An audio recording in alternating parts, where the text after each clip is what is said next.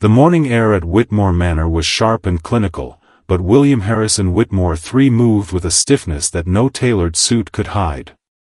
His steps across the manicured lawn were deliberate, yet his eyes revealed 2 decades of a hollowed-out soul, weary from the weight of a grief that had never truly quieted. The heavy iron gates creaked open, and a disheveled man entered, his clothes torn and skin weathered, as if life had tested him far beyond ordinary human limits. The real estate agents looked away with silent disdain, but William found himself frozen, his professional mask slipping as he watched the intruder's hunched, non-aggressive posture. The man's voice was fragile yet calm as he pleaded for a moment, holding a sense of dignity that seemed out of place in his rugged state. William watched the man carefully, unaware that this ragged encounter would soon shatter the sterile world he had built to protect himself from the past. The man didn't shout. Instead, he watched William with an intensity that ignored the grand mansion behind them, focusing only on the father he hadn't seen in 20 years. As the security team moved to intervene, the stranger did something unexpected, lunging forward not to strike, but to thrust a small, rusted object toward William's hand. The man's gaze held a meaning deeper than words, like a secret waiting patiently for the courage to reveal a miracle. Confused and repulsed, William initially pulled back, assuming it was a plea for money or a desperate fabrication. But the moment his fingers brushed the cold, rusted metal of the object, an uneasy electricity rose, as if fate had reached out from the grave. He looked down at the small pocket watch in his palm, his fingers trembling as he traced the familiar, jagged dent on its silver casing. The realization was simple yet heavy. This was the watch he had given his son the day he died, an heirloom never recovered from the wreckage. His breath caught, but confusion deepened because the man before him looked nothing like the boy he remembered. He looked closer into the man's lined, tired face and froze, discovering a familiar warmth in those eyes that contradicted the gray, unkempt beard. Shock filled William instantly, wondering how a vagrant could possess an object that had been buried by history and grief for 2 decades. Memories of the dark water and the accident rushed back, the fear of his own failure pressing heavily against his billion-dollar empire. In that silent moment, as the "For Sale" sign stood like a tombstone behind them, he sensed this was not a trespasser, but the beginning of a truth waiting to unfold, a realization that kindness and blood never truly disappear, regardless of the years between them. The morning mist used to feel like a shroud, but to William Harrison Whitmore III, it was simply another layer of the expensive, sterile insulation he had built around his life. 20 years ago, the mist had been different, thick, cloying, and smelling of river silt and burning rubber. He could still hear the screech of tires that had never quite left his mind, a sound that sliced through the silence of the grand Whitmore Manor every night since. That evening, the world had been vibrant. He had been a man with a son who carried his name and his smile. Then came the dark water of the ravine, the frantic calls into the abyss, and the crushing realization that the back seat was empty, the river having claimed what William loved most. In the wake of the accident, the silence of the manor became a physical weight, a mausoleum of glass and polished marble that echoed with the ghost of a boy's laughter. William didn't mourn with tears, he mourned with spreadsheets and acquisitions. He traded the nursery for a boardroom, building a global financial empire that functioned with the same cold, clinical precision he demanded of his own heart. Every billion added to his net worth was a brick in a wall designed to drown out the memory of his failure to protect Charles. He became a titan of industry, a man of iron and ice, believing that if he could control the markets, he could somehow control the chaos of a universe that had robbed him of his future. He had turned his home into a gallery of sterile perfection, where not a single toy or stray thread was allowed to remain. He convinced himself that by erasing the physical evidence of his son's life, he could erase the ache in his chest. The decision to sell the manor was meant to be the final transaction, the ultimate divestment of a liability that had haunted him for 2 decades. He stood on the lawn now, the "For Sale" sign feeling like a final tombstone, ready to walk away from the wreckage of his soul. He was a man who had everything, yet as he looked at the cold, gray sky, he knew he was nothing more than a custodian of a hollow empire, waiting for a silence that even money could not buy. The heavy iron gates of Whitmore Manor had always served as a barrier between William's curated order and the unpredictable world outside, but today, they felt like the bars of a cage.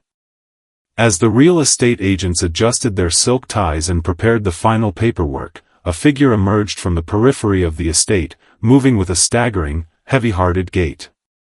He was a man who looked as though he had been forged in the very dirt of the earth, his frayed brown jacket riddled with holes and his long, unkempt gray hair whipping in the rising wind. To the security detail flanking the perimeter, he was a visual discordance, a trespasser to be neutralized before he could mar the sterile perfection of the billionaire's final transaction. "Sir, stay back.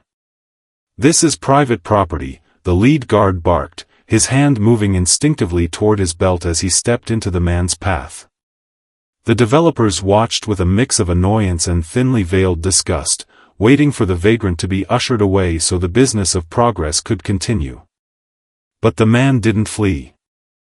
Instead, he collapsed onto his knees in the damp grass, his posture hunched not in defeat, but in a raw, primal plea that seemed to vibrate through the very foundation of the mansion. William Harrison Whitmore III turned, his jaw set in a line of cold impatience, ready to deliver the command that would erase this disturbance. Yet, the words died in his throat. As the guards reached for the man's arms to haul him away, the stranger looked up, and William found himself pinned by a gaze that defied the man's ruined appearance. The stranger's eyes were bloodshot and deeply lined with the map of 1,000 hardships, yet they burned with an urgency, a desperate, terrifying recognition, that made the billionaire's blood turn to ice. There was no aggression in the man's face, only a silent, soul-deep cry for a moment of mercy.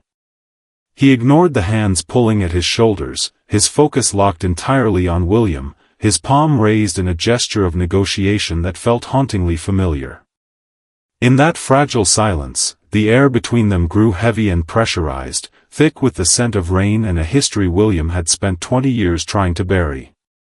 The security guards hesitated, sensing a shift in the atmosphere as their employer stood motionless, caught in the tractor beam of a stranger's desperation. William's professional armor, so carefully polished over decades of industry, began to crack as he realized he wasn't looking at a madman, but at a living ghost who seemed to hold the very keys to his own hollow heart. The wind picked up, tugging at the edges of William's charcoal coat, but the billionaire felt rooted to the spot, unable to break the stranger's gaze.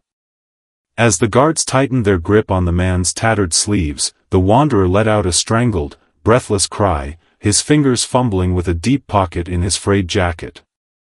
With a sudden, jerky motion, he escaped the guard's grasp just long enough to thrust his closed fist toward William, palm up, as if offering the very remains of his soul.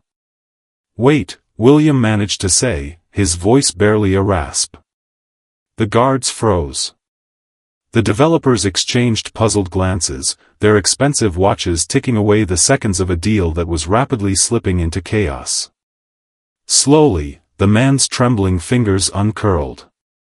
Resting in the center of his grime-stained palm was a small, circular object. It was a pocket watch, its silver casing rusted and pitted by years of exposure, the chain snapped and hanging like a broken umbilical cord. The glass face was cracked into a spiderweb of fractures, but the morning light caught the dull glint of the metal, sending a jolt through William that felt like a physical blow to the chest. Inside William's mind, the sterile walls of his empire began to crumble. He remembered a night 20 years ago, long before the boardroom battles and the cold towers of glass, when he had sat on the edge of a 10-year-old's bed. He had pressed that very watch, pristine and gleaming then, into a small, eager hand. It had been a secret gift, a compass for your adventures, etched with a private message on the inner lid that they had never told anyone, not even the boy's mother. When the car had been pulled from the dark water of the ravine, the investigators had found everything, the shoes, the backpack, the shattered glass, but they had never found the watch. William had spent thousands on private divers to scour the riverbed for that single piece of his son, eventually concluding it had been swept away into the infinite deep. Now, it sat inches from his face, held by a man who looked like he had been dragged through the same jagged rocks that had claimed the car. William's heart thundered against his ribs, a frantic, rhythmic drumming that drowned out the whispers of the agents behind him. His hand reached out, hovering over the rusted silver, his fingers shaking with a vulnerability he hadn't allowed himself to feel in 2 decades. This was impossible. This was a ghost story made of metal and rust. He looked from the watch to the man's bloodshot eyes, searching for the child in the ruins of the man, the silence of the lawn suddenly feeling like the breath before a scream. The stranger's lips parted, and the sound that emerged was a hollow, fractured rasp, as if his vocal cords were as rusted as the silver in William's hand. He spoke of the dark water first, not as a memory, but as a living, suffocating weight that had never truly left his lungs. He described the sensation of the world turning upside down, the cold bite of the river, and the way the moon had looked through the surface of the water, a distorted, shimmering coin he couldn't reach. William listened, paralyzed, as the man detailed the exact, jagged sequence of the impact, the smell of the upholstery and the sound of the metal groaning, details that had been locked in police files and William's own nightmares for 20 years. The man told of a savior who was also a captor, a man with a rusted blue truck who had pulled him from the silt and the reeds miles downstream. This man, a reclusive laborer terrified of the authorities and burdened by a broken mind, had seen not a billionaire's heir, but a shattered boy with no name and no memory. Charles explained that the head injury had wiped his world into a white, featureless void. For years, he had lived in a shack in the deep woods, his identity replaced by the survival instincts of a ghost. The man in the blue truck had never reported the finding, fearing he would be accused of the accident or the kidnapping, keeping Charles as a silent companion to his own isolation until the laborer passed away in a winter storm 5 years ago. With the old man gone, the ghost had begun to wander, drawn by a pull he couldn't explain toward the city of his birth. He spoke of how the fog in his mind had only recently begun to thin, sparked by the sight of a familiar crest on a passing car or the way the light hit the river at sunset. He had been living on the fringes of the estate for months, a nameless vagrant watching his own father from the shadows of the oaks, waiting for the courage to step into the light. He looked at the grand, gloomy mansion, the mausoleum of glass, and his voice broke. He told William that he hadn't come for the money or the empire, he had come because the compass in his pocket had finally pointed home.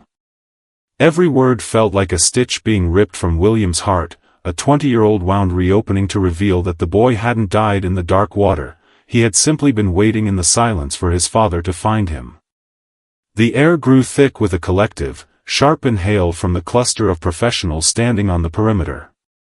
To the lead developer, a man whose life was measured in square footage and profit margins, the scene was no longer a tragic curiosity, it was a liability. He stepped forward, his polished shoes crunching rhythmically on the gravel, and placed a firm, cautionary hand on William's shoulder. He spoke in the practiced, soothing tones of a man trying to talk a jumper off a ledge, urging William to look at the reality of the situation. He pointed out the statistical impossibility, the convenient timing of the man's arrival, and the undeniable fact that grief could make even the sharpest mind see miracles in the mud. Behind him, the lawyers began to whisper, their voices a low, buzzing drone about DNA, background checks, and the danger of setting a precedent for every opportunistic vagrant in the city.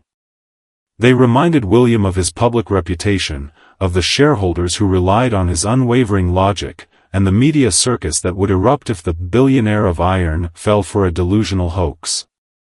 They saw a madman in tattered rags using a rusted trinket to stage a play for the Whitmore fortune. They saw a threat to the clean, final transaction that would have finally buried the ghosts of the manor. William felt the weight of their logic pressing against him, a familiar and comfortable armor. It would be so easy to nod, to let security escort the man away, and to sign the papers that would turn this haunted ground into a luxury resort. He looked at the "For Sale" sign, then back at the stranger who remained on his knees, shivering in the rising damp. The developers spoke of proof and protocol, but William was looking at something that didn't exist in a ledger. He was looking at the way the man's hands shook, not with the tremors of a scammer, but with the bone-deep vibration of someone who had traveled 20 years through a nightmare just to reach this specific patch of grass. The silence stretched, agonizing and heavy, as William stood at the crossroads of his life. On one side lay the sterile, predictable world of his empire, where everything was accounted for and nothing hurt. On the other was a sliver of impossible hope that threatened to shatter his carefully constructed peace. He felt the cold stare of the developers and the clinical watchfulness of the lawyers, but he finally looked past them, his gaze fixing on the man's eyes once more. In that moment, the billionaire made a choice that defied 20 years of cold strategy. He reached down, ignoring the mud that stained his charcoal suit, and gripped the stranger's calloused hand.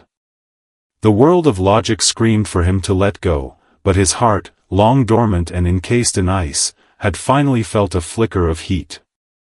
The heavy oak doors of the manor groaned as William led the stranger across the threshold, a sound that felt like the reopening of a tomb. Behind them, the protests of the lawyers and developers faded into a dull, distant hum, silenced by the billionaire's absolute, icy command for privacy.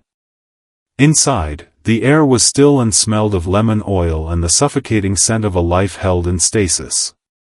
William reached for the light switch, his hand hovering over the brass plate, but the disheveled man reached out and gently caught his wrist.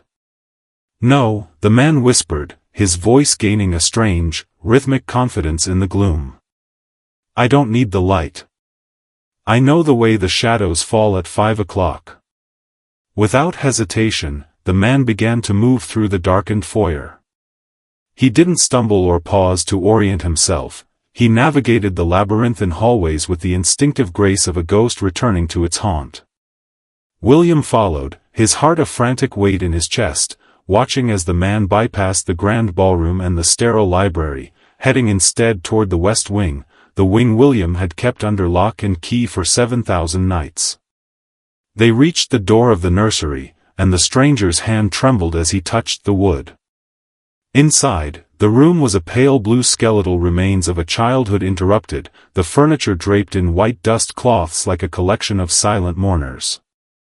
The man walked directly to the far corner, past the rocking horse and the empty bookshelves, stopping at a specific patch of oak flooring near the window.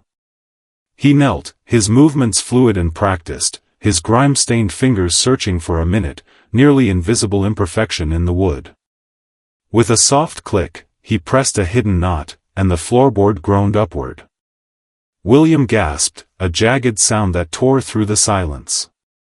He had lived in this house for decades and had never known of the cavity beneath the floor. The stranger reached into the dark space and pulled out a small, wooden soldier with a chipped red coat and a collection of smooth river stones. "You told me the stones were stars that fell into the water," the man said, his voice cracking as he looked up at William through the shadows. "And the soldier, he was supposed to guard them while I slept." The billionaire collapsed against the doorframe, his breath coming in ragged hitches. These were the private myths of a father and son, the tiny, secret rituals that had never been shared with anyone, not even the boy's mother. The man on the floor was no longer a vagrant or a trespasser, he was a map of a forgotten life, navigating the ruins of a heart that William thought was lost to the dark water forever. The clinical prick of the needle felt like the only honest thing left in a world that had turned into a fever dream. After the sample was taken, the technicians vanished into the night with the urgency of couriers carrying a king's ransom, leaving William and the stranger alone in the vast, hollowed-out silence of the library.